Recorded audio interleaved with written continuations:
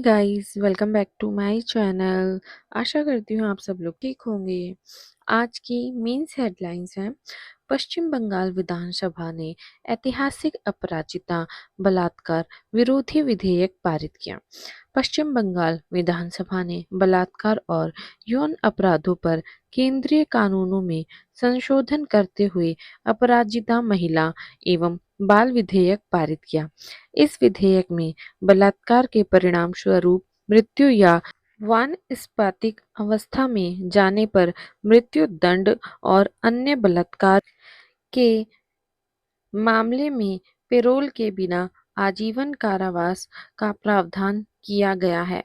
पश्चिम बंगाल बलात्कार, सामूहिक बलात्कार और बच्चों के खिलाफ यौन अपराधों से संबंधित केंद्रीय कानूनों में संशोधन करने वाला पहला राज्य बन गया है। वायुसेना स्टेशन जोधपुर में अभ्यास तरंग शक्ति चरण 2 का आयोजन। ऑस्ट्रेलिया ने वायुसेना स्टेशन जोधपुर में भारत के अभ्यास तरंग शक्ति 24 में भाग लेने के लिए 3 EA-18G क्रूलर विमान और 120 कर्मियों को भेजा है। 30 अगस्त से 13 सितंबर तक चलने वाले इस अभ्यास में Greece, Sri Lanka, UAE, Japan, Singapore और अमेरिका जैसे देश शामिल हैं, जिसका उद्देश्य क्षेत्रीय सुरक्षा सहयोग को बढ़ाना है। भारत सरकार ने 23वें विधि आयोग का गठन किया। 23वें विधि आयोग का गठन पूर्णकालिक अध्यक्ष और सदस्यों के साथ किया गया है, जो निवर्तमान 22वें आयोग का स्थान लेगा। समान नागरिक संहिता यूसीसी पर 22वें आयोग की रिपोर्ट अधूरी रह गई है और एक साथ चुनाव कराने पर इसकी रिपोर्ट अध्यक्ष की अनुपस्थिति के कारण लंबित है। नए आयोग में 4 पूर्णकालिक सदस्य, पदेन सचिव और 5 अंशकालिक सदस्य शामिल होंगे। लुइस सुआरेज ने अंतर्राष्ट्रीय फुटबॉल से संन्यास की घोषणा की। उरुग्वे के 69 गोल के साथ शीर्ष स्कोरर लुइस सुआरेज ने 17 वर्ष के करियर के बाद अंतर्राष्ट्रीय संन्यास की घोषणा की। सुआरेज, जिनके पास 142 कैप है, उरुग्वे के 2010 विश्व कप सेमीफाइनल और 2011 में कोपा अमेरिका की जीत में महत्वपूर्ण भूमिका निभाई थी। वह प्रमुख league soccer club inter Miami के लिए स्ट्राइकर के रूप में खेलते थे। उन्हें एल पिस्टोलेरो द गनमैन उपनाम दिया गया है। सुमित अंतिल पैरालंपिक में खिताब बचाने वाले पहले भारतीय पुरुष बने। सुमित अंतिल ने F64 भाला फेंक स्पर्धा में 70.59 मीटर के पैरालंपिक रिकॉर्ड के साथ स्वर्ण पदक जीता, जिससे वह अपने खिताब का बचाव करने वाले पहले भारतीय बन गए। अंतिल ने टोक्यो 2020 के अपने ही पैरालंपिक रिकॉर्ड 68.55 में मीटर को पीछे छोड़ते हुए 73.29 मीटर का विश्व रिकॉर्ड बनाया। वह भारतीय खेल उत्कृष्टता की विरासत का अनुसरण करते हुए पैरालंपिक खिताब का सफलतापूर्वक बचाव करने वाले कुल मिलाकर दूसरे भारतीय हैं। भारतीय नौसेना किस देश के साथ वरुण अभ्यास का आयोजन कर रहा है? ए यूएसए, बी रूस, सी फ्रांस या डी नेपाल? इसका सही आंसर है सी फ्रांस के साथ नौसेना अपने वरुण अभ्यास का आयोजन कर रही है। भारतीय नौसेना का P-81 विमान फ्रांसीसी नौसेना के साथ अभ्यास वरुण के 22वें संस्करण में भाग लेने के लिए यूरोप ने अपनी पहली तैनाती के तहत फ्रांस में एयरबेस 125 स्ट्रेसले ट्यूब पर उतरा है। भारतीय और फ्रांसीसी नौसेना का द्विपक्षीय नौसैनिक अभ्यास 1993 में शुरू किया गया था। पेरिस पैरालंपिक 2024 में शरद कुमार और मरियप्पन थंगावेल ने किस स्पर्धा में पदक जीता? ए ऊंची कूद, बी जेवलिन थ्रो, सी निशानेबाजी या डी तैराकी। इसका सही आंसर है ए ऊंची कूद में।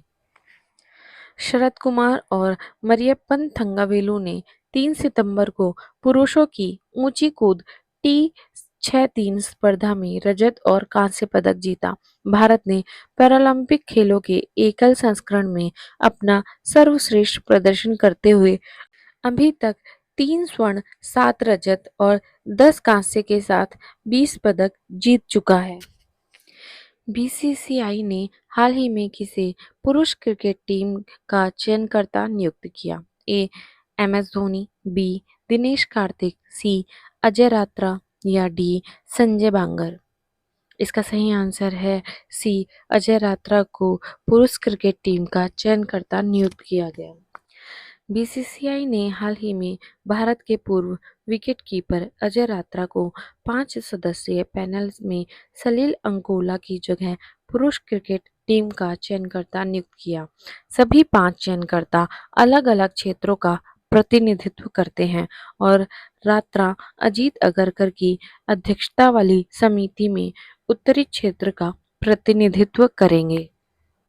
हाल ही में किसने प्रोजेक्ट नमन का पहला फेज लॉन्च किया? A Indian air force, B Indian army, C NDRF या डी आईटीबीपी ने। इसका सही आंसर है सी इंडियन आर्मी ने प्रोजेक्ट नमन का पहला फेज लॉन्च किया। भारतीय सेना ने आर्मी वॉइस वेलफेयर एसोसिएशन की अध्यक्ष सुनीता द्विवेदी के साथ सेना अध्यक्ष जनरल उपेंद्र द्विवेदी की उपस्थिति में प्रोजेक्ट नमन का पहला फेज लॉन्च किया।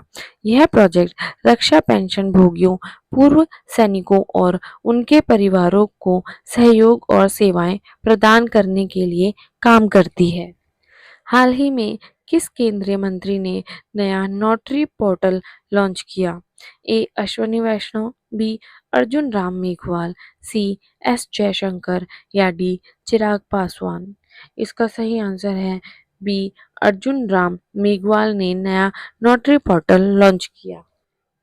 केंद्रीय कानून और न्याय मंत्री अर्जुन राम मेघवाल ने नई दिल्ली में नया नोटरी पोर्टल लॉन्च किया। यह पोर्टल नोटरी के रूप में नियुक्ति के लिए आवेदन जमा करने, प्रैक्टिस प्रमाण पत्र जारी करने और नवीनीकरण जैसी विभिन्न सेवाओं के लिए नोटरी और सरकार के बीच एक ऑनलाइन इंटरफेस प्रदान करता है।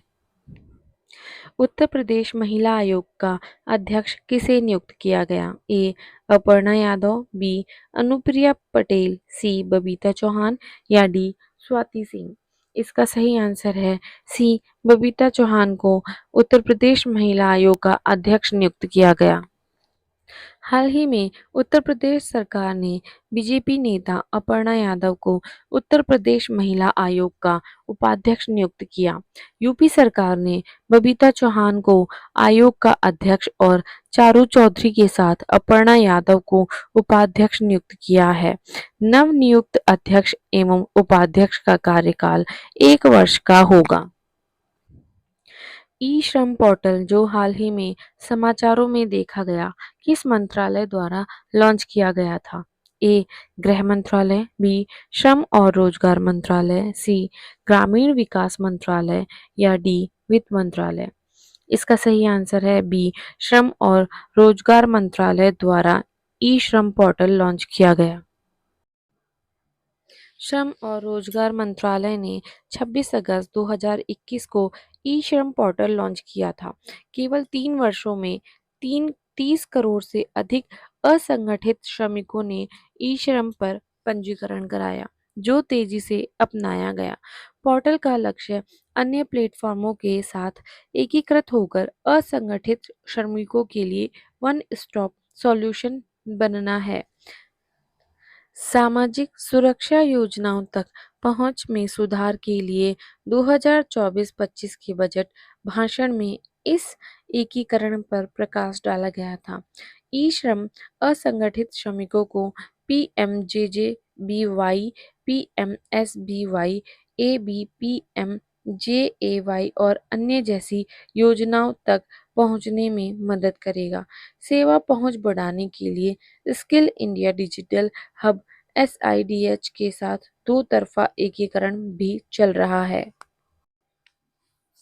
नीतीश कुमार ने 2024 पेरिस पैरालंपिक में किस स्पर्धा में स्वर्ण पदक जीता? ए बैडमिंटन, बी कुश्ती, सी मुक्केबाजी या डी टेनिस। इसका सही आंसर है ए बैडमिंटन में नीतीश कुमार ने गोल्ड जीता। नीतीश कुमार ने 2024 पेरिस पैरालंपिक में पुरुष एकल बैडमिंटन SL3 वर्ग में भारत के लिए दूसरा स्वर्ण पदक जीता। इससे पहले अवनी लेखरा ने महिलाओं की 10 metre air rifle standing SH1 स्पर्धा में भारत के लिए पहला स्वर्ण पदक जीता था। 17वां ग्रीष्मकालीन ओलंपिक सितंबर 2024 तक पेरिस, फ्रांस में हो रहा है। 29 साल के और दुनिया के नंबर 1 खिलाड़ी नीतीश ने ग्रेट ब्रिटेन के डैनियल बेथेल को एक करीबी मुकाबले में 21-14, 18-21 से हराया। 23-21 नीतीश ने 2009 में एक ट्रेन दुर्घटना में अपने पैर खो दिए और प्रमोद भगत से SL3 क्लास में बैडमिंटन खेलने के लिए प्रेरित हुए। वरुण अभ्यास जो हाल ही में समाचारों में देखा गया, भारत और किस देश के बीच द्विपक्षीय नौसैनिक अभ्यास है? ए रूस, बी ऑस्ट्रेलिया, सी श्रीलंका या डी फ्रांस। इसका सही आंसर है डी फ्रांस। भारत फ्रांसीसी द्विपक्षीय नौसैनिक व्यायाम वरुण का 2024 संस्करण 2 से 4 सितंबर 2024 तक भूमध्य सागर में आयोजित हुआ, जिसमें उन्नत सामरिक अभ्यास शामिल थे। भारतीय नौसेना का P-81 विमान अपनी पहली यूरोपीय तैनाती के लिए फ्रांस में एयरबेस 125 स्ट्रेस ले ट्यूब पर उतरा। यह फ्रांसीसी नौसेना के साथ अभ्यास वरुण के 22वें संस्करण के लिए था। आखिरी बार भारतीय नौसेना के विमान ने फ्रांस में 63 साल पहले उड़ान भरी थी, जब INS विक्रांत से एलिज विमान हाईरेस एयरबेस पर संचालित हुआ था। भारत फ्रांस नौसैनिक अभ्यास 1993 में शुरू हुआ। 2001 में इसे वरुण नाम दिया गया और यह दोनों देशों के बीच एक मजबूत रणनीतिक साझेदारी को दर्शाता है। हाल ही में समाचारों में देखे गया डुरंड कप किस खेल से संबंधित है? A basketball, B football, C hockey या डी क्रिकेट। इसका सही आंसर है बी फुटबॉल से डुरंड कप संबंधित है। नॉर्थ ईस्ट यूनाइटेड FC ने पेनल्टी शूटआउट में मोहन बागान सुपर जॉइंट का 4-3 से हराकर अपना पहला डुरंड कप खिताब जीता। फाइनल 31 अगस्त 2024 को कोलकाता के विवेकानंद युवा भारती क्रीड़ांगन में आयोजित किया गया था। 133वां डुरंड कप एशिया का सबसे पुराना फुटबॉल टूर्नामेंट 27 जुलाई से 31 अगस्त 2024 तक कोलकाता, कोकराझार, जमशेदपुर और शिलोंग में खेला गया था। मोहन बागान 17 के साथ डुरंड कप जीता, अपना खिताब का बचाव नहीं कर सका। मोहन बागान पहले हाफ में 2 गोल करके आगे रहा, लेकिन नॉर्थ ईस्ट यूनाइटेड ने दूसरे हाफ में 2 गोल करके बराबरी कर ली। पेनल्टी शूटआउट में NEUFC के गोलकीपर गुरमीत सिंह ने जीत के लिए 2 महत्वपूर्ण बचाव किए। डुरंड कप एशिया का सबसे पुराना फुटबॉल टूर्नामेंट है और 2024 संस्करण इसका 133वां वर्ष था। असम के गुवाहाटी में स्थित NEUFC इंडियन सुपर लीग में पूर्वोत्तर का एकमात्र क्लब है।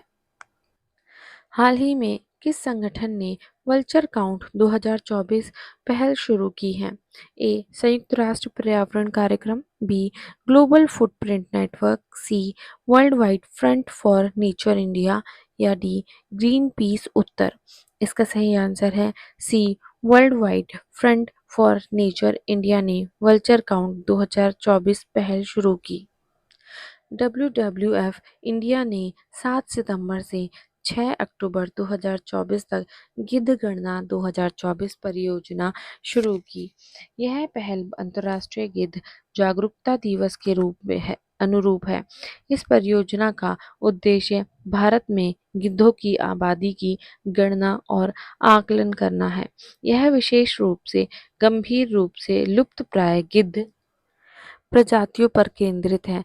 यह परियोजना पारिस्थितिकी तंत्र में गिद्धों के महत्व के बारे में सार्वजनिक जागरूकता बढ़ाने का भी प्रयास करती है।